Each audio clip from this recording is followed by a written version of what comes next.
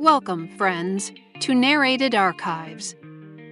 I'm your host and narrator, Sally Barron. Here on the show, we dig into the vast library of the public domain to bring you stories, and today, a little poetry of a bygone era. I appreciate you taking time to listen in. Today, we're bringing the concise, biting humor of Dorothy Parker. Dorothy Parker, born 1893, died in 1967, was an American short story writer, poet, and critic renowned for her sharp wit and cynical humor. She was a central figure in the legendary Algonquin Round Table, a group of writers and wits who shaped the cultural landscape of the 1920s. Her work, including the short story Big Blonde and the poetry collection Enough Rope, often explored the pain of unrequited love and the disillusionment of modern life. Parker masterfully blended her brilliant satire with a deep-seated melancholy, creating a distinctive style that was both hilarious and heartbreaking. Her work remains a cornerstone of American humor and a timeless commentary on the complexities of the human condition. First up, Men I'm Not Married To starts with a poem, and then Collection of Prose by Dorothy Parker is a series of witty, satirical sketches describing the various foibles of the men she never married. Published in the Saturday Evening Post in 1922, these character portraits showcase Parker's signature blend of cynicism, sharp wit, and commentary on the absurdities of romantic relationships in the early 20th century.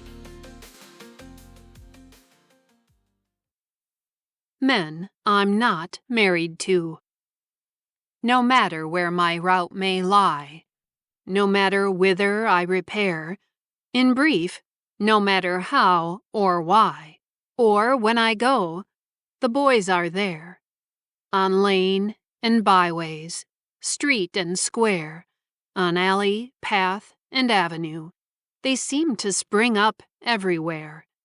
The men I am not married to. I watch them as they pass me by. At each, in wonderment, I stare. And, but for heaven's grace, I cry, there goes the guy whose name I'd wear. They represent no species rare. They walk and talk as others do. They're fair to see, but only fair. The men I am not married to. I'm sure that to a mother's eye is each potentially a bear. But though at home they rank ace high, no change of heart could I declare. Yet worry silvers not their hair, they deck them not with sprigs of rue. It's curious how they do not care. The men I am not married to. Freddie. Oh boy, people say of Freddie, you just ought to meet him sometime. He's a riot. That's what he is, more fun than a goat. Other, more imaginative souls play whimsically with the idea and say that he is more fun than a barrel of monkeys. Still others go at the thing from a different angle and refer to him as being funny as a crutch. But I always feel, myself, that they stole the line from Freddie. Satire, that is his dish. And there you have, really, one of Freddie's greatest crosses. People steal his stuff right and left. He will say something one day, and the next it will be as good as all over the city. Time after time, I have gone to him and told him that I have heard lots of vaudeville acts using his comedy. But he just puts in the most killing expression and says, "Oh, say not suchly," in that way of his. And of course, it gets me laughing so that I can't say another word about it. That is the way he always is, just laughing it off when he is told that people are using his best lines without even so much as a word of acknowledgement. I never hear anyone say, "There is such a thing as being too good-natured," but that I think of Freddie. You never knew anyone like him on a party. Things will be dragging along the way they do at the beginning of the evening, with the early arrivals sitting around asking one another, have they been to anything good at the theater lately? And it is any wonder there is so much sickness around with the weather so changeable. The party will be just about plucking at the coverlet, when in will breeze Freddie, and from that moment on, the evening is a little short of a whirlwind. Often and often I have heard him called the life of the party, and I have always felt that there is not the least bit of exaggeration in the expression. What I envy about Freddie is that poise of his. He can come right into a room full of strangers and be just as much at home as if he had gone through grammar school with them. He smashes the ice all to nothing the moment he is introduced to the other guests by pretending to misunderstand their names and calling them something entirely different, keeping a perfectly straight face all the time, as if he never realized there was anything wrong. A great many people say he puts them in mind of Buster Keaton that way. He is never at a loss for a screaming crack. If the hostess asks him to have a chair, Freddie comes right back at her with, "No thanks, we have chairs at home." If the host offers him a cigar, he will say just like a flash, "What's the matter with it?" If one of the men borrows a cigarette and a light from him, Freddie will say in that dry voice of his, "Do you want the coupons too?" Of course, his wit is pretty fairly caustic, but no one ever seems to take offense at it. I suppose there is everything in the way he says things. And he is practically a whole vaudeville show himself. He is never without a new story of what Pat said to Mike as they were walking down the street, or how Abby tried to cheat Ikey, or what old Jane answered when she was asked why she had married for the 5th time. Freddie does them in dialect, and I have often thought it is a wonder that we all don't split our sides. And never a selection that every member of the family couldn't listen to either, just healthy fun. Then he has a repertory of song numbers, too. He gives them without accompaniment, and every song has a virtually unlimited number of verses, after each one of which Freddie goes conscientiously through the chorus. There is one awfully clever one, a big favorite of his, with the chorus rendered a different way each time, showing how they sang it when Grandma was a girl, how they sing it in Gay Paris, and how a cabaret performer would do it. Then there are several along the general lines of Casey Jones, and a few in which the lyric of the chorus consists of the syllables ha, ha, ha. The idea is that the audience will get laughing along with the singer. If there is a piano in the house, Freddie can tear things even wider open. There may be many more accomplished musicians, but nobody can touch him as far as being ready to oblige goes.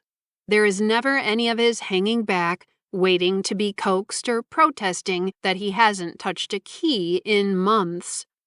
He just sits right down and does all his specialties for you. He is particularly good at doing Dixie with one hand and Home Sweet Home with the other, and Joseph Hoffman himself can't tie Freddie when it comes to giving an imitation of a fife and drum corps approaching, passing, and fading away in the distance. But it is when the refreshments are served that Freddie reaches the top of his form. He always insists on helping to pass plates and glasses, and when he gets a big armful of them, he pretends to stumble. It is as good as a play to see the hostess's face. Then he tucks his napkin into his collar and sits there just as solemnly as if he thought that were the thing to do. Or perhaps he will vary that one by folding the napkin into a little square and putting it carefully in his pocket, as if he thought it was a handkerchief. You ought to see him making believe that he has swallowed an olive pit. And the remarks he makes about the food, I do wish I could remember how they go. He is funniest, though, it seems to me, when he is pretending that the lemonade is intoxicating and that he feels its effects pretty strongly.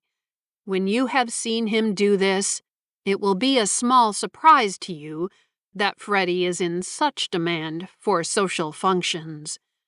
But Freddie is not one of those humorists who will perform only when out in society.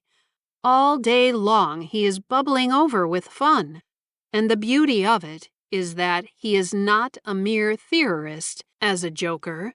Practical, that's Freddie all over. If he isn't sending long telegrams, collect, to his friends, then he is sending them packages of useless groceries, COD. A telephone is just so much meat to him. I don't believe anyone will ever know how much fun Freddie and his friends get out of Freddie's calling them and making them guess who he is. When he really wants to extend himself, he calls up in the middle of the night and says that he is the wire tester. He uses that one only on special occasions, though. It is pretty elaborate for everyday use. But day in and day out, you can depend upon it that he is putting over some uproarious trick with a dribble glass or a loaded cigar or a pencil with a rubber point, and you can feel completely sure that no matter where he is or how unexpectedly you may come upon him, Freddie will be right there with a funny line or a comparatively new story for you. That is what people marvel over when they are talking about him, how he is always just the same. It is right there, really, that they put their finger on the big trouble with him. But you just ought to meet Freddie sometime. He's a riot, and that's what he is. More fun than a circus. Mortimer. Mortimer has his photograph taken in his dress suit. Raymond. So long as you keep him well inland, Raymond will never give any trouble. But when he goes down to the seashore, he affects a bathing suit fitted with little sleeves. On wading into the sea ankle deep, he leans over and carefully applies handfuls of water to his wrists and forehead. Charlie. It's curious, but no one seems to be able to recall what Charlie used to talk about before the country went what may be called, with screaming effect, dry. Of course, there must have been a lot of unsatisfactory weather even then, and I don't doubt that he slipped in a word or two when the talk got around to the insanity of the then-current styles of women's dresses. But though I have taken up the thing in a serious way, and have gone about among his friends making inquiries, I cannot seem to find that he could ever have got any farther than that in the line of conversation. In fact, he must have been one of those strong, silent men in the old days. Those who have not seen him for several years would be in a position to be knocked flat with a feather if they could see what a regular little chatterbox Charlie has become. Say what you will about prohibition, and who has a better right, you would have to admit, if you knew Charlie, that it has been the making of him as a conversationalist. He never requires an audience to do any feeding for him. It needs no careful leading around of the subject, no tactful questions, no well-timed allusions to get him nicely loosened up. All you have to do is say good evening to him, ask him how everybody over at his house is getting along, and give him a chair. Though this last is not essential. and silver-tongued Charlie is good for 3 hours straight on where he is getting it, how much he has to pay for it, and what the chances are of his getting hold of a couple of cases of genuine pinch bottle along around the middle of next week. I have known him to hold entire dinner parties spellbound, from cocktails to finger bowls, with his monologue. Now, I would be well down among the last when it came to wanting to give you the impression that Charlie has been picked for the all-American alcoholic team. Despite the wetness of his conversation, he is just a nice, normal, conscientious drinker, willing to take it or let it alone in the order named. I don't say he would not be able to get along without it, but neither do I say that he doesn't get along perfectly splendidly with it. I don't think I ever saw anyone who could get as much fun as Charlie can out of splitting the 18th Amendment with a friend. There is a glamour of vicarious romance about him. You gather from his conversation that he comes into daily contact with any number of picturesque people. He tells about a friend of his who owns 3 untouched bottles of the last absinthe to come into the country, or a lawyer he knows, one of whose grateful clients sent him 6 cases of champagne in addition to his fee, or a man he met who had to move to the country in order to have room for his scotch. Charlie has no end of anecdotes about the interesting women he meets, too. There is one girl he often dwells on, who, if you only give her time, can get you those little bottles of chartreuse, each containing an individual drink. Another gifted young woman friend of his is the inventor of a cocktail in which you mix a spoonful of orange marmalade. Yet another is the justly proud owner of a pet marmoset, which becomes the prince of good fellows as soon as you have fed him a couple of teaspoonfuls of gin. It is the next best thing to knowing these people yourself, to hear Charlie tell about them. He just makes them live. It is wonderful how Charlie's circle of acquaintances has widened during the last 2 years. There's nothing so broadening as prohibition. Among his new friends, he numbers a conductor on a train that runs down from Montreal, and a young man who owns his own truck, and a group of chaps who work in drugstores, and I don't know how many proprietors of homey little restaurants in the basement of brownstone houses. Some of them have turned out to be but fair-weather friends, unfortunately. There was one young man, from whom Charlie had looked upon practically as a brother, who went particularly bad on him. It seems he had taken a pretty solemn oath to supply Charlie, as a personal favor, with a case of real Gordon, which he said he was able to get through his high social connections on the other side. When what the young man called a nominal sum was paid and the case was delivered, its bottles were found to contain a nameless liquor, though those of Charlie's friends who gave it a fair trial suggested Storm King as a good name for the brand. Charlie has never laid eyes on the young man from that day to this. He is still unable to talk about it without a break in his voice. As he says, and quite rightly too, it was the principle of the thing. But for the most part, his new friends are just the truest pals a man ever had. In more time than it takes to tell it, Charlie will keep you right abreast with them, sketch in for you how they are and what they're doing, and what their last words to him were. But Charlie can be the best of listeners, too. Just tell him about any little formula you may have picked up for making it at home, and you will find the most sympathetic of audiences, and one who will even go to the flattering length of taking notes on your discourse. Relate to him tales of unusual places where you have heard that you can get it, or of grotesque sums that you have been told have been exchanged for it, and he will hang on your every word, leading you on, asking intelligent questions, encouraging you by references to like experiences of his own.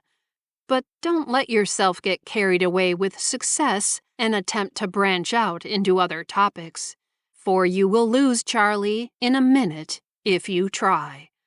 But that, now that I think of it, would probably be the very idea you would have in mind. Lloyd. Lloyd wears washable neckties. Henry.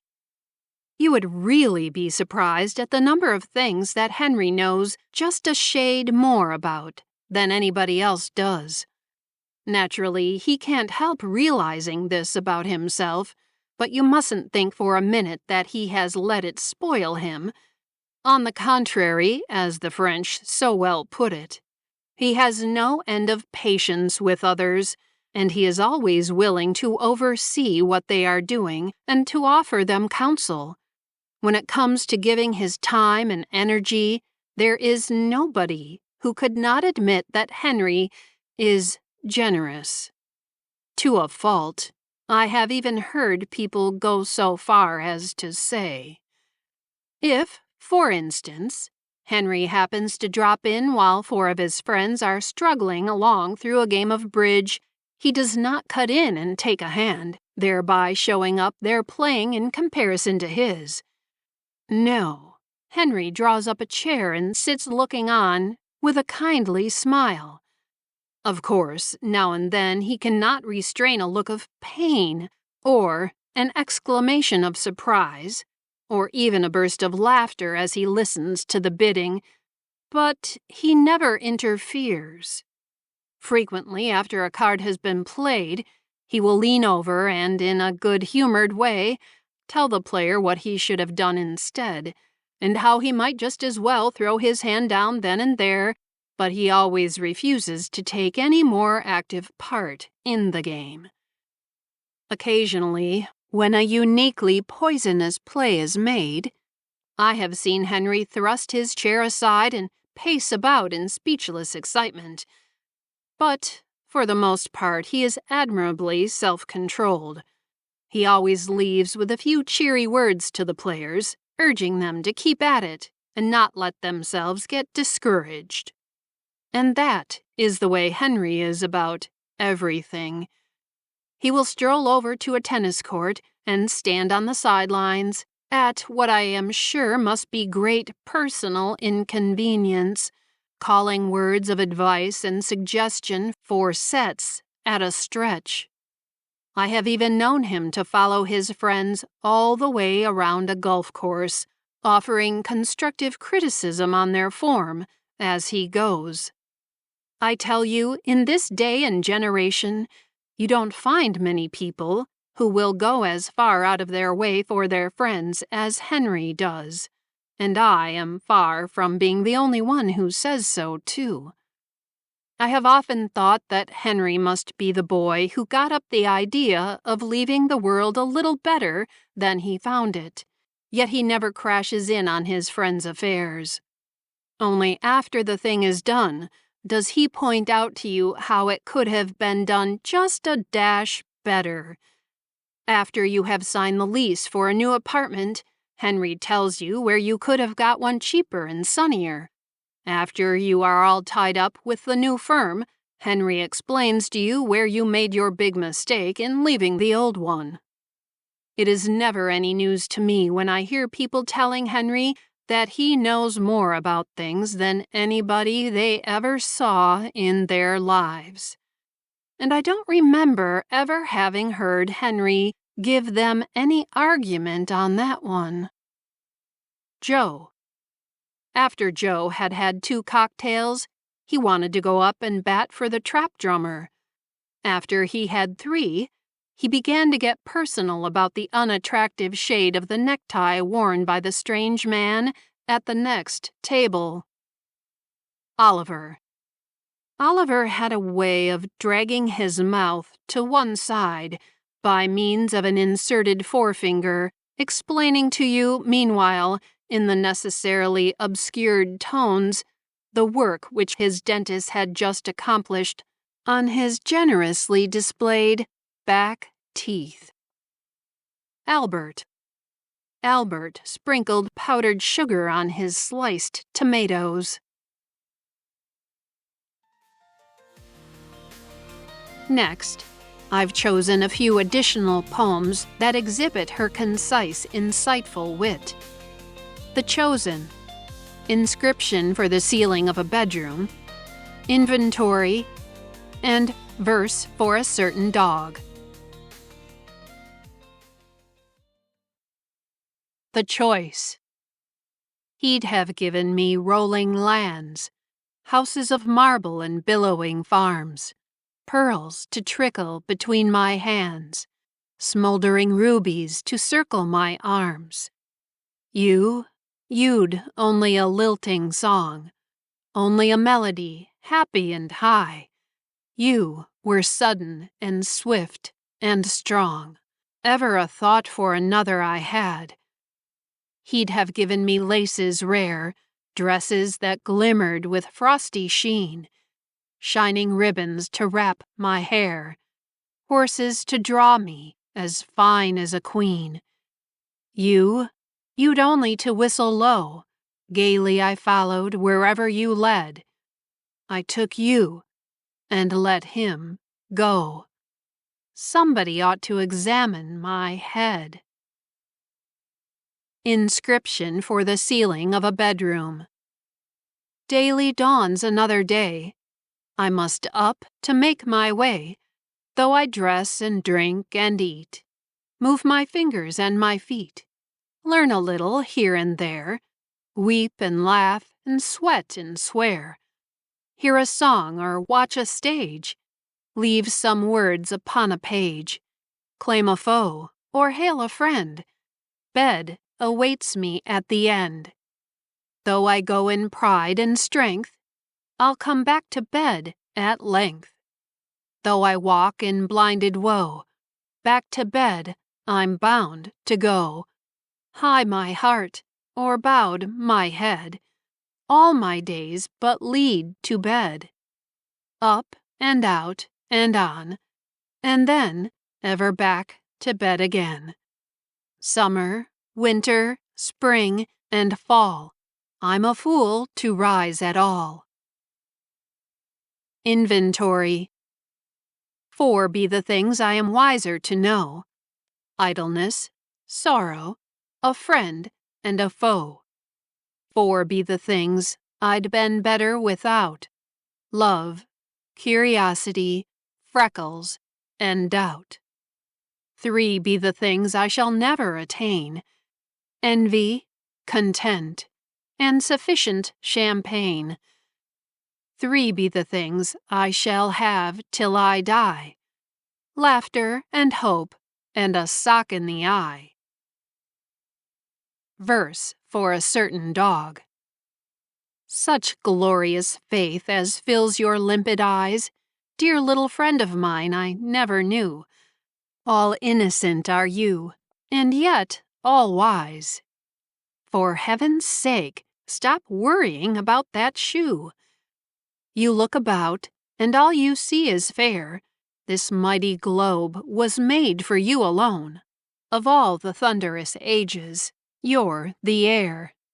Get off the pillow with that dirty bone. A skeptic world you face with steady gaze. High in young pride you hold your noble head. Gaily you meet the rush of roaring days. Must you eat puppy biscuit on the bed? Lance-like your courage, gleaming swift and strong. Yours the white rapture of a winged soul. Yours is a spirit like a May-Day song. God help you if you break the goldfish bowl. Whatever is good, your gracious creed. You wear your joy of living like a crown. Love lights your simplest act, your every deed. Drop it, I tell you, put that kitten down. You are God's kindliest gift of all, a friend.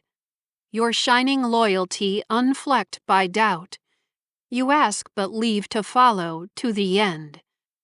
Couldn't you wait until I took you out? In creating Narrated Archives, I've enjoyed researching and learning about insightful authors of the past, like Dorothy Parker. I hope you too are enjoying these glances into the past. Reach out to me at sbnarration@sallybaronvoiceovers.com if you have an author or story you'd like me to narrate.